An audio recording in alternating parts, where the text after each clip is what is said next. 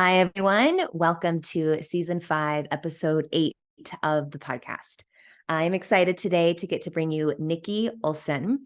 It's my third ever interview that we got to do in person versus normally we do these over Zoom. So it's just always such a treat to get to actually be together. Nikki is a fellow Rolfer. She lives locally here in Boulder.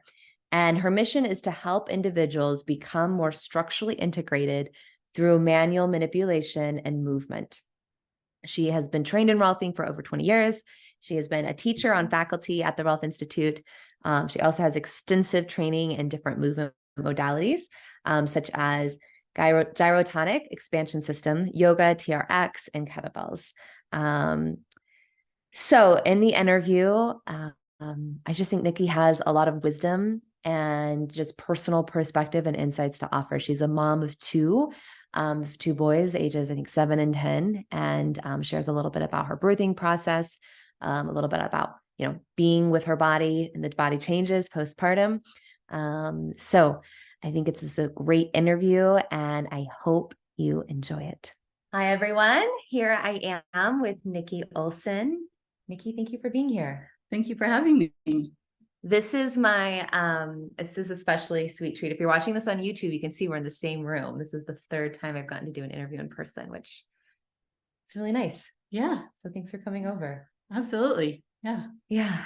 Okay. So we're going to start with the question I always start with of what embodiment means to you. Well, I think embodiment means, for me, I feel like it can mean a lot of things. Yeah. So, but the ultimate probably definition is having a sincere relationship with yourself and having the ability to understand your interoception of knowing where you are, beyond just proprioception of where you are in space, but what does that mean where you are in space? And of course there's the embodiment movement practices. We've done yoga flow together, not yoga flow, animal flow together. There's the somatic movement, all those that I think help challenge us in different positions in space and kind of get to know what that means for us beyond just can I do this? Am I strong enough to do it? And having that kind of relationship of just, developing who you are in movement and in safety. Yeah. That's an important piece. And that sincere piece I love. Yeah. Like a sincere, safe connection with your body and movement. And so before our conversation on the real podcast conversation, you and I had a little chat and I brought up what's holding my attention right now, and especially with the prompting question you sent through email, is what does embodiment mean? And what keeps on coming up is embodiment in a time in yourself where you are either in real paralysis. So for me, I had 2 very medical deliveries. I have a brother who's quadriplegic. So, and in those moments, well, from just speaking to me personally, when my first kid, and it's still all of this very loud conversation I had with myself that probably was only about 5 seconds. But, like I said, I had 2 medical deliveries. Both of them were intended to be drug-free. I did want to birth in a hospital, but I wanted to do it drug-free. But my first one, I needed to be induced and had all these other things. But yeah, I had a doula that helped me out. And I remember I had this moment leading up to, preparing for delivery and being in the wellness industry, and people, want to ask questions of what's your birth plan and this and that. Yeah. Oh, you're gonna be drug free. A lot of this projection of what it's gonna look like for me. And I kind of also had my plan, and I, wanted it to be drug free. And I'm hesitant to say natural, because after I had my experience, even though I had very medical deliveries, they also were very natural. Yeah. So, but I had a moment where, I wasn't dilating, the baby was starting to become like showing signs of stress. And I was like, oh, but I'm supposed to do it this way. Yeah. I'm supposed to be, drug free and, earth mama. And I'm like, wait a minute, whoa. But like I had this, few seconds of like, this is what I'm supposed to be doing. And I'm like, no, this is not how my body is responding to the delivery. And what a great opportunity that I get to be in the hospital. I get to have medical interventions to allow me to have this baby. And so then I get the epidural, and I think it's very classic because I have a tattoo on my back that's a family tree, but there's like an angel that kind of creates the branches, and the epidural needle happens to be piercing right in that angel spot in my low back. Oh, wow. Yeah. That's interesting. Yeah. So So that's really nice though. It feels like I love the picture. Yeah, like the image that comes through, like, okay, you're getting the epidural, however you feel about it, and like you're being held by something greater. Yeah. Yeah. Very literally. Yeah. Yeah. And so, the epidural kicks in, and now I can't feel myself, feel like below my waist or below my belly button. And I'm sitting there and they're like, all right, it's going to be time to push. And I just found it so fascinating. I'm like, and I asked a question, I'm like, how am I going to push if I can't feel my stomach? And she was like, you'll know. And I'm like, okay. And, being in the fitness industry, movement industry, I'm like, okay, I do know how to cue on my abs. I might not feel it, but I do know, like, you still have the ability to create contraction in your muscles. So yeah, and then I dilated. When it was time to push, I was able to push, and they're like, wow, we haven't seen anybody push a baby out like that. And like so quick. And I was so present with the whole experience, even though not really being able to feel it. So then, fast forward a couple of years, now time to birth my second kid, and halfway through, at his 20-week anatomy ultrasound, we learned that he had a kidney disease. He has a really big, at the time, for a baby newborn, very large cyst, lots of them and large. So his belly was huge. There was no way. So my first kid, I mentioned, I did get, while I had the epidural, I was able to deliver him vaginally. Second kid, I had to do a C-section. So same thing, like, and all of this preparation of like, oh, the whole birth plan is like, great to have one, but be willing to toss it out. And be okay with that. Like, this is a little side note. It always breaks my heart when I learn of moms who feel devastated that their birth plan didn't go as planned, and they ended up having a medical intervention and feeling that they failed and they didn't do it the way nature said. And I'm like, giving too much power.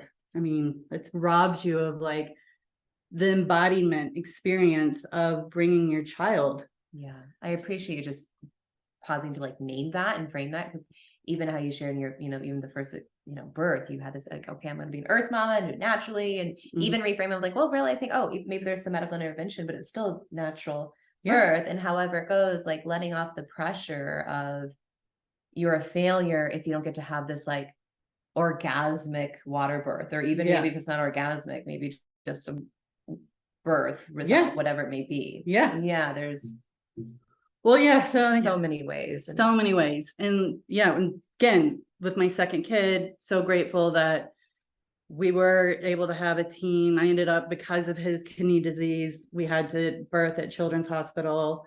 He had a team of doctors ready to like pounce because of the kidney being so big. They were worried about feeding, breathing, it was on the left side, close to those vital organs. And so, but same thing, I'm getting cut open, and I'm just like, I was just so keenly aware of my surroundings and what was happening.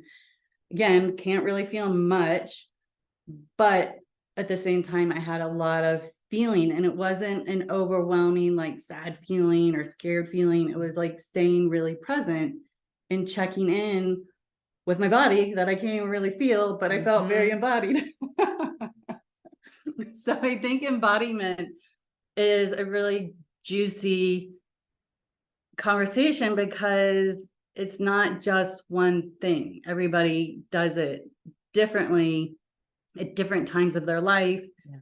And so yeah, I just kind of hold this, like I said, I have a brother who's quadriplegic, and I'm always like, I find like I kind of watch him sometimes, and he's even like scanning himself of like, where am I in space? Am I comfortable in my chair? Do I need to do this? Like, you know, with people who are paralyzed, the slightest little annoyance of like a shoe tied too tight or something like that can send them, you know, send their system in haywire. Yeah. So they're constantly, you know, hopefully most people who are experiencing, you know, paralysis, whether it's a lifetime or some people, you know, recover from it, but there's always like this internal scanning that you have to do to make sure you're safe in your body and in your surroundings. Yeah. Yeah. And I feel like that's to me, in the context of this podcast and the conversation of an embodiment, a unique perspective to bring of even being embodied in some state of paralysis of whether it be, you know, like for the example of your birth. And I think it's beautiful how you were able to sense so much. And do you think do you think part of that is because of the amount of work you've done before and you're in this field, or just also just you were able to be present with the birth? Or well, I mean, I think a little bit of both. I mean, I can't deny, you know, I had my kids at mid-30s. I've been doing, you know, been trained as a Rolfer for a little over 20 years now. So, and then always being before, you know, I later applied structural integration knowledge into a personal training realm, while I was always been a student of various movement modalities, and I was kind of attracted to more of the mind body ones in my younger age, like Pilates and yoga, things like that. I don't know. I mean, I also can't deny the fact that, like, you know, growing up, I've always been told, you know, I'm an old soul, or, you know, fire walked when I was like 13. At like some sort of camp or what? No, my mom. Just for fun? No, my mom was exploring the new age realm, and you know, I was tagging along when she was attending Course in Miracles, and I attended a rebirthing that was a little over my head. But yeah, we did a fire walk together, and that's pretty incredible at 13 and to have that exposure. Like, wow. Yeah. So I think it's a little bit of everything. Yeah. And what's coming to me in this moment is I'm thinking of a handful of clients, but one specific is in my mind that I worked with in the coaching realm, so not unraveling realm. And when we first started to work together, anytime she would, you know, try and connect into her body or connect into how she was feeling, she just was numb. And I know that can be a kind of a common experience for people. And so I just think it seems interesting to have a little conversation of, you know, is distinguishing if possible, and maybe even helping folks if they feel like when they connect into their body, it's just like, or how they feel like, I don't know, I don't feel anything, I feel numb. Then also, okay, say there is some degree if somebody has a paralysis, or if you know, have that for just a temporary, however it may show up, you are very like physiologically numb, but yet still sensing or still able to sense around. Yeah.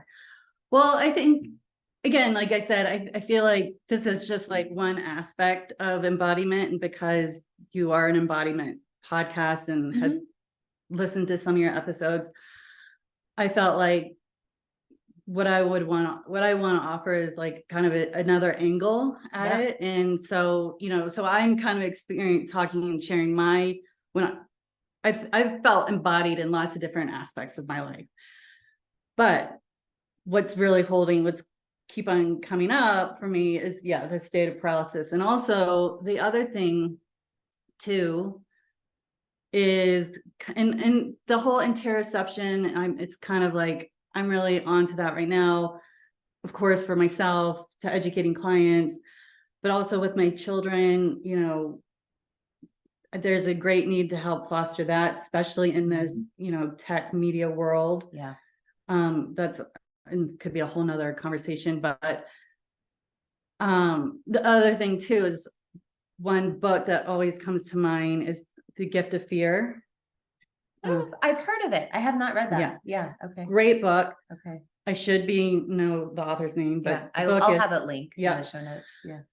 But what was really, it's a very important book. It's also kind of just trigger warning. If anybody's reading it, it can be quite heavy, because it's speaking to how, it's been, I think a lot of the people spoken in this book happen to be women, but it is speaking to, before, a woman, the gift of fear is about, our body is giving us signals of whether we're safe or not safe. This book is talking about not being safe, but we don't listen to it. We override it for whatever. And this is where the not stepping into, okay, if I'm feeling paralyzed, what is this about?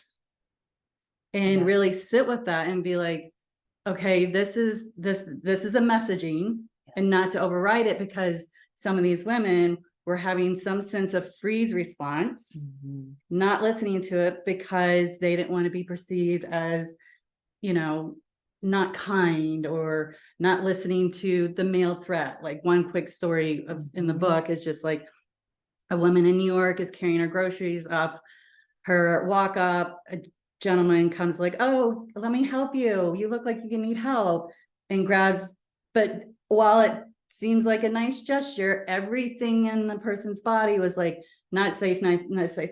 But he's offering, I should be kind. Yeah. Carries the groceries into her apartment, shuts the door, and now we all know what happens. So the author of this book, Gavin, I think, basically he is like an intrinsic investigator, and so he's writing this book because all these victims are saying the same thing, that their body is telling them that they're not safe, and they're not listening. So that's what the book Gift of Fear is like. Listen to that fear and act on it. And who cares if you come off not being nice? So what? If you're not being nice, at least you're safe. Exactly. Yeah. So that's coming back to so the embodiment in the place of not feeling is, there's I believe that there's a lot of potential of listening even when we're not. I feel like you should say that one more time. So it's good. You feel like there's a potential of a lot of listening even when we're not. Yes. Or when we maybe think that we're not listening, or think that we don't feel much in our system. Yeah. The likelihood is we actually are. We've just been trained or conditioned or try to push it down ourselves for so many reasons to not hear that. Yeah. Absolutely. Yeah. And also there's opportunities to, really tap into embodiment when we are in a really, in a feeling state, rolling around on the floor, shaking. I just want to roll on the floor all the time. Even you just say the moment, I'm like, yeah, we should roll on the floor. Totally. Yeah. Yeah. Yeah. But sorry. Yeah. But yes, that and shaking. Yeah. Yeah. And I think sometimes, what comes to me for that is thinking sometimes we have to rev up physicality in order to feel more quiet internal signals, which can be a really helpful thing of somebody like, okay, I'm just feeling numb, or some situation happened in your life, like it's a lot to process, or I can't really tap in. Yeah, shaking can be an incredible way to do that for a few minutes, and then just come into stillness and come into breath to hear what may have been before been, a little too quiet. Yeah. So I want to just go a little into kind of your background and story and how you got to the work you do now, especially because you have been trained in Rolfing for 20 years, but I know even before that you were working with the body and Yeah, so I think I've always been interested in the body, and that just coincidentally, my father founded a company, hardware and orthopedic tools for your spine. So he was the businessman of it. And he was worked with two other doctors that like invented the tools. So my dad worked a ton, and the way to bond with him is to hang out with him in his home office. And a lot of times it was watching surgery videos. Oh, wow. Yeah. Because he's watching the surgeries, like, so he knows how to like sell the equipment at the next conferences or wherever he's going to sell this stuff. And so, and I thought it was fascinating. So I always thought I wanted to be a doctor. Fast forward to where I go to boarding school, you have to volunteer. So we went to school Monday through Saturdays. Mondays was a volunteer day, and I would volunteer at a hospital. And I apparently faint really easily around. I do. Yeah. So they were like, Nikki, love having you around. You ask great questions. You're a liability. You can't volunteer anymore. Okay. So then I'm like, all right, guess I'm not cut out for this. So I go off and do other things. I volunteer with autistic kids. And so I'm like, I feel like I've been drawn to the medical world, but didn't know where that was supposed to be. Because apparently, like, faint really easily, obviously can't be in surgery. While working with autistic kids was enlightening. It was also really hard. So I acknowledge that I was not cut out for that. So yeah, so then I just like fumbled around, I just kind of did the next steps because this is what you're supposed to do. So then I go to college. The college I go to University of Denver. Their liberal arts degree is kind of like a communications degree. So you could kind of go either like PR to like film. It was really open. So while sometimes I think, yeah, I have this degree that I didn't do anything with, but it's not really true because I ended up taking a lot of like film crit classes, so observing and with like nonverbal communication and things like that. So as we know, that's a big part of what we do. And our work is like watching how people move and not always asking them like, well, what does that feel like? Kind of being the observer. So, but in the halfway through, I'm almost actually done with college. I have my brother, I'm the youngest of four. One of my brothers becomes paralyzed, cliff diving in the Grand Canyon. So through that, I learned about occupational therapy. And I was like, I want to do this. Cool. Yeah. Yeah. But it meant having to start college all over again. And I wasn't close to it, but I was like, all right, I'm just going to graduate and then ski bum, live life, and really just kind of do life to see what I really want to do. And occupational therapy just like kept on coming around, but I also was like, oh, I do not want to start college all over again. So now I'm thinking I had gotten Rolfed in college because I have scoliosis. Okay. And it was recommended to do that. I did it. I felt better. I didn't complete the 10 series. I was like, I feel better. I'm done. So makes sense. Yeah. Yeah, that's relatable. Sure. Yeah. And so but in my like occupational therapy, I want to be in the wellness world. What does this look like? And so I dabbled with like, should I go to massage school or rolfing? I was already living in Colorado. So I went and I checked out a massage school in New Mexico. And then, then I was just like, you know what? I think rolfing's it for me. But honestly, I went there as like a trade. Like my passion did not start until I was actually in school. And I kind of felt like the oddball because everybody's like, rolfing changed my life. It's amazing. Oh my God, I can't wait to be here. And I'm like, just kind of checking it out still. Yeah. But obviously it's been a huge passion of mine because that's been my career. Yeah. Do you recall if there was like a turning point when you were in school? Or was it maybe you know, and whatever comes to you in this moment, maybe something you learned, or maybe through receiving or giving that I'm imagining it's cumulative at moments, but I'm just kind of curious if it was the therapeutic relation class. Really? Yep. That really drove home to me and I think that's kind of like, you know, if you want to kind of believe in like everything that we do kind of adds up, there's some rhyme and reason to it.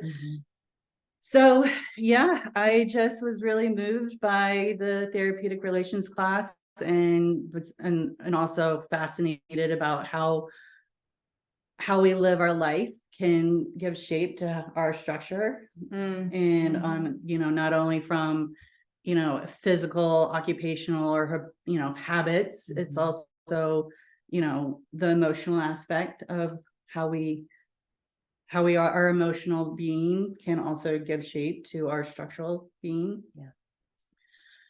So yeah, that's kind of the start of it for me, was really the therapeutic relationship part of it. And I think that's too like the draw with the occupational therapy, and less of the, you know, the fix it moment, like, you know, aspect of it. I resonate with that. So yeah, so then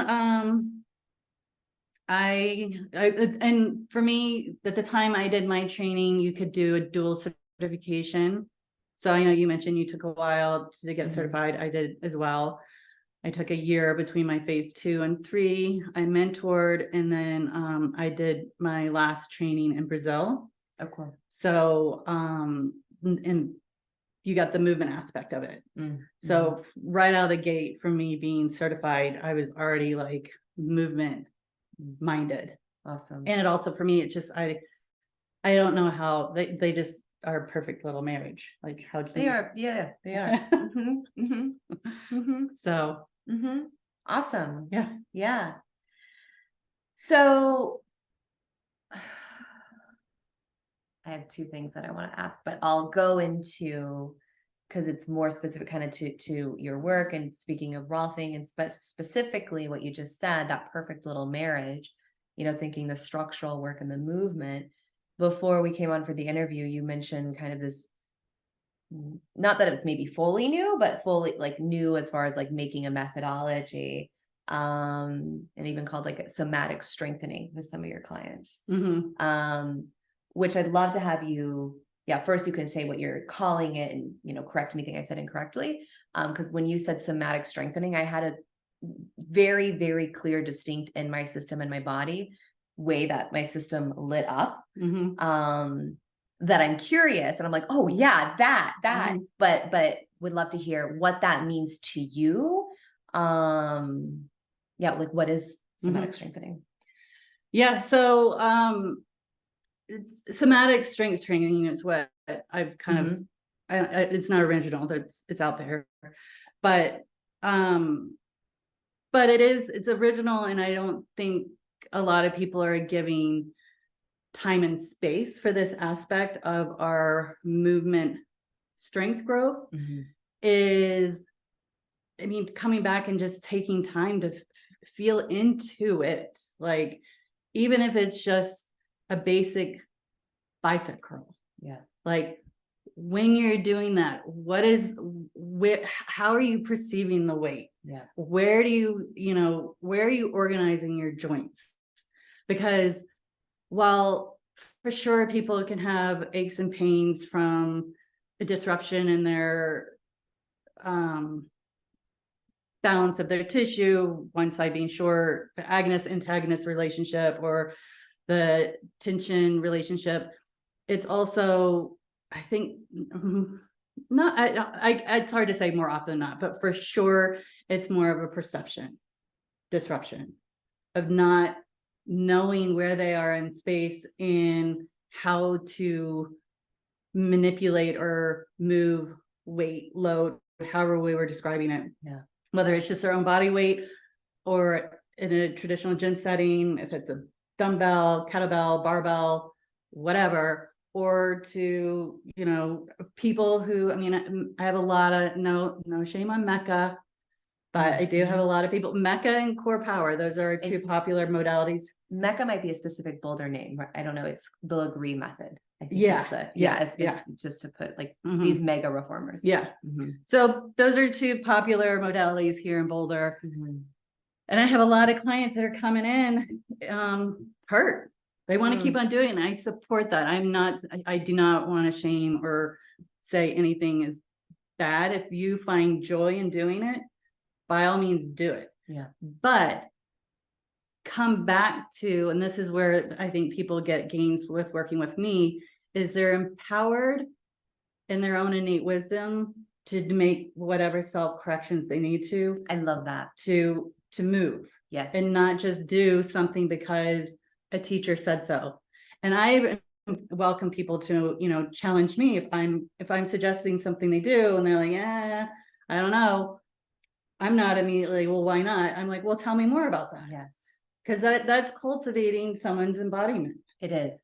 And I think it's also cultivating their trust in their body and trust in listening to their body. And I would imagine that it's making it more of a conversation where they're feeling into their body to describe maybe why they aren't sure about that movement, to help support the way you may cue them, and also help support their own awareness and positionality and perception. Of what's happening physically in their body in that movement that might be having them a little oomph about it. So a lot of my work has transitioned into a deep dive and an investment, yes, for sure, financially, but also in time, of doing the tissue classic structural integration work coupled with movement. I love that. Yeah, it seems really important. Yeah. And I feel like where in my practice where real results are happening. Also, my touch is not the traditional heavy-handed historical heavy into tissue. With my continuing education classes, a lot of it is from more of the osteopathic lens. So I think, with that type of work of, them, if they're not feeling it, kind of calling in, like, well, come meet me a little bit more. Or if there is an edge that needs to get pushed on a little bit, willing to do that, but never where people are holding their breaths. Like I always say with new clients, if you're holding your breath and you're waiting for me to stop touching you, then that pressure is too much. Yes. I don't say the exact same, but I'm like, if you're holding your breath, noticing yourself tensing up elsewhere, checking out of your body, that's a sign your nervous system's in a danger response. Not going to be used,ful in a therapeutic context. I think. Right? I agree. Yeah. Some old school Rolfers might have something to say about that, but I think I use a spectrum, but I use some deep contact for sure. But trying to be on the edge of where it's, could be maybe that hurts so good, or they're still being able to be relaxed and receive. So I'm kind of curious to kind of going back into, what I want to name just in this regards to the somatic strength training, which it's a term, it's around, but I don't know if I haven't heard it or it just registered a new way for me. What happened in my body, and I think kind of what you're getting at was I felt kind of like my deeper skeleton, like my bone level, like light up in this like subtle like lift, while more extrinsic, larger muscles softened. Raw thing, but like in regard to, I imagined myself, I just this morning was at the gym doing some heavy weights and doing strength, and like imagining myself back there, if I had a barbell or weights, how that might evoke a very different movement that from an external trained or untrained eye may look similarly, but my actual perception would be deeply different. And I thank you that your body, you gave a very great response, because my body's ready. It's like, oh yeah, Emily. Well, because that is it, because I think modern lifestyle has quieted our intrinsic stabilizers. And so then when we're out and about doing our things that we like to do, we're we're moving more from the bigger muscles. Of course, everything's working together. Sure. So it's not, I'm careful because I know it's a big thing out there in the fitness world. Like, we don't have sleepy glutes or your glutes aren't working. But they're not working. If we're having, let's say, if someone's having some kind of sciatic discomfort or low back pain, it is worth looking at, like, how are they firing? And, Yes. a lot of times, a lot of our work is, I work in sideline a lot. And I'm often, I'll check in on the glutes and I'm like, I don't feel enough like glute max. I'm like right in on the deep six, the deeper intrinsic muscles. And, and these are people who, they appear fit. They have the muscle definitions and this and that, can lift heavy, do their mountain biking, skiing, mega hikes and stuff like that. So it's not necessarily it is in the way of their performance, because they're uncomfortable. Yeah. They're still doing their things. So, yeah, coming back to really bringing everything online in a way that builds up that internal to extrinsic strength. I love And that. I think that it gets, and not all the time, but sometimes it does get missed, Get missed. Missed for sure. I think it can easily get missed, even with like incredible coaches and support. If maybe that intention isn't in their lens somewhere, I think it can get really, yeah. And who's to say? I mean, some of that can come from, like, I think it depends on your personality. I think we both can agree that, like, lying on the floor and tapping into those intrinsics is super fun. But some people are like, I'm not sweating. I'm not breathing heavy. What's the point? Yeah. Having the patience for that can be a true struggle for some people. Yeah. So again, coming back to embodiment, it's like, make that exciting. Yeah. And making it benefit, like teaching and educating and empowering the reason why we need that. And with that knowledge should kind of excite them a little bit and get them online to be like, oh, I got to pay attention to this. So I can better recruit and get the desired adaptations I want. So, and I get it, my body totally changed a lot after 2 kids. And that's where I was going to go. I was curious to have you talk about that. Yeah. It's an interesting one.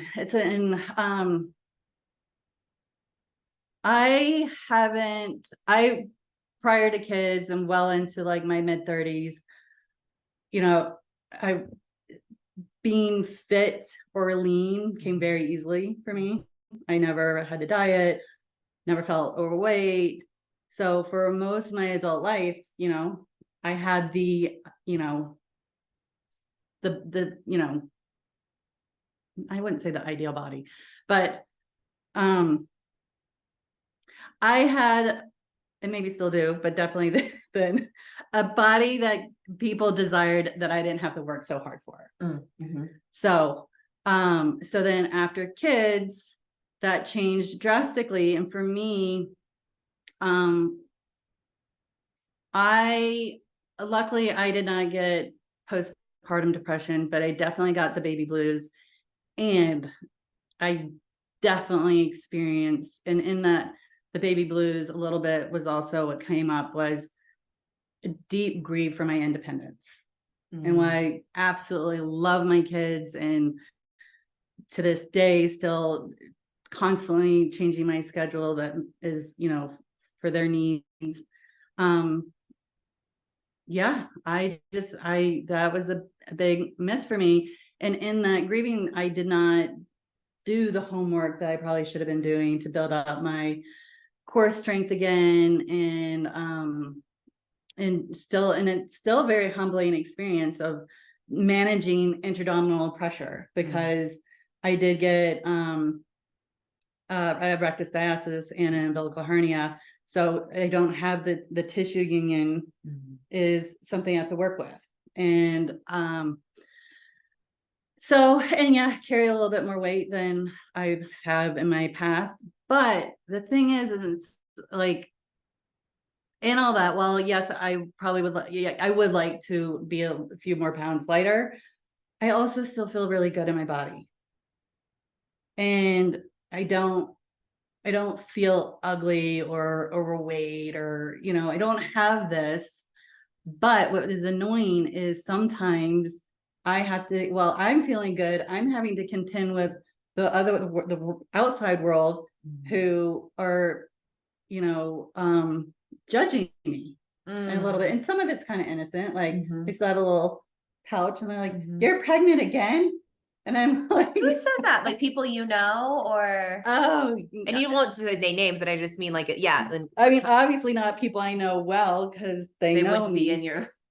But God, I can't think of it. What comes out of people's mouths in relationship to what they want to say about somebody else's body. Yeah, is it just like it feels blatantly like obviously not. It's mostly like strangers at the swimming pool. Because I'll rock out a bikini and be totally fine with it. And they're like, you're having another kid? And I'm like, no, this is just my food, baby. Yeah. Because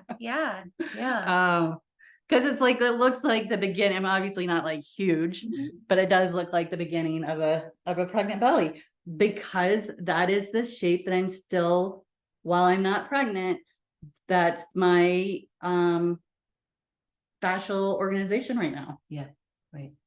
Right. Yeah. And I have not stayed disciplined to keep on trying to maintain that shape because I got 2 kids, busy practice, you're self-employed. Yeah. So but it hasn't stopped, and so that's more of an aesthetic thing. But it hasn't stopped me. So I can say some people can be really judgy. I also love it because people will comment at the gym like, wow, you're really strong.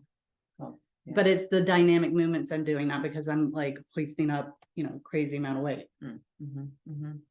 Well, I just appreciate you even just like saying, okay, maybe I haven't been as good, like so diligent at this homework, but as you language out, there's zero, from what I perceive, judgment, shame, wrongness. It's just like, it just is. And I think that that's important because any of us, but I think probably particularly new moms, all this excess pressure. And then it's like, okay, I got to do this thing or this exercise. And the potential of then holding some self-judgment for not being able to do it all. I think it's important to like be able to hear from mom and like, okay, we can all kind of heal that together and you're doing the best you can. And And who says that my body has to go back to what it was before kids?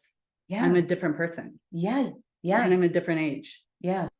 Totally. So, I had kids later in my life and I have like a sweet window spot of,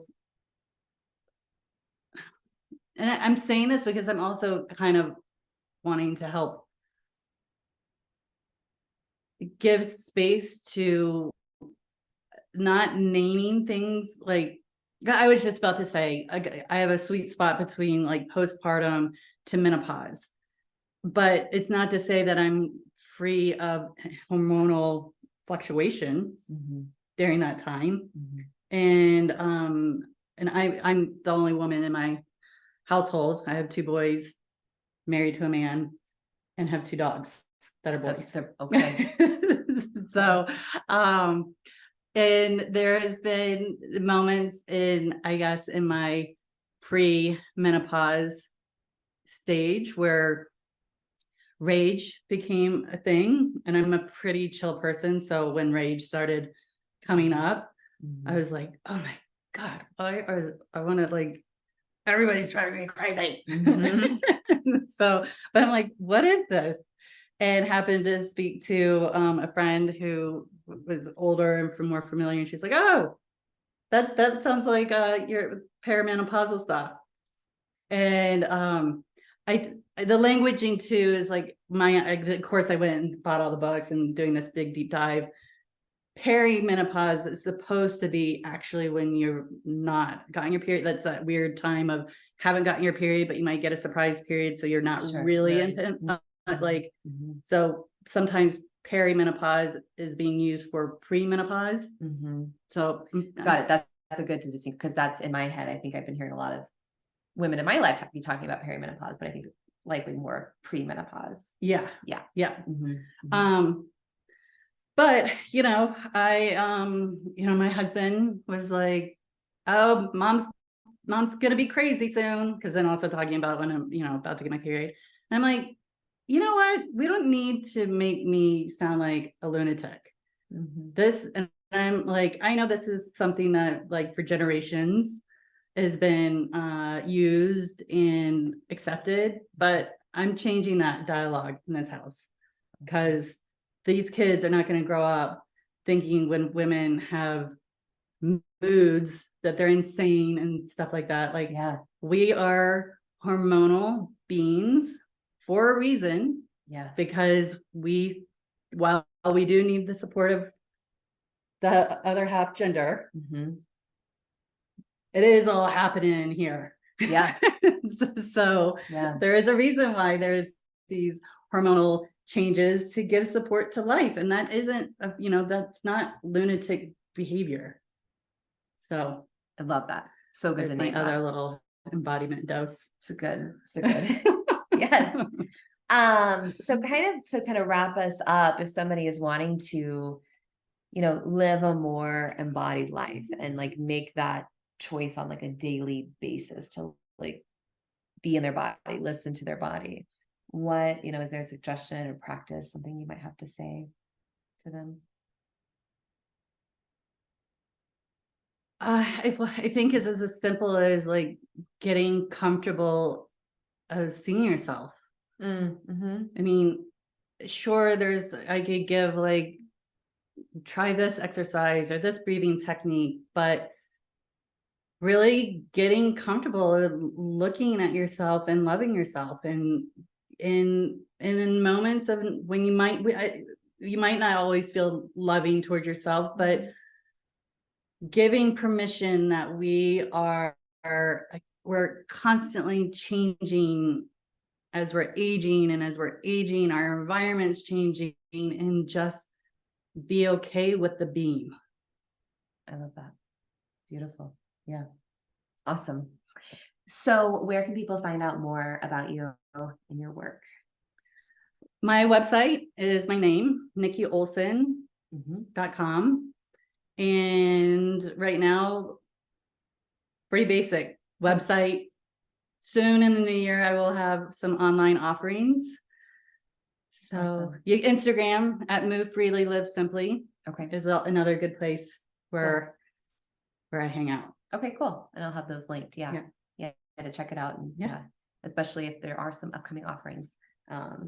So if you are intrigued and curious about what Nikki had to say and offer, check out her website. I would imagine you have a mailing list. I'd get on that. I don't. Just kidding. She doesn't. I'm working on it. She will. I imagined incorrectly. Yeah. Still a little behind the times. And that's all good. Get on her Instagram. Then you'll see. Yeah. Awesome. Okay. Great. Thank you, Nikki, for being here. Thank you for having me. Yeah, I really think I gained a lot from what you had to share. I know, and I'm sure our listeners did. Some really, I think, helpful perspectives to hear, and a lot of great wisdom too. So thank you. Yes, thank you. Awesome. Thanks everyone for tuning in, and go check out Nikki's website and her Instagram. Take care.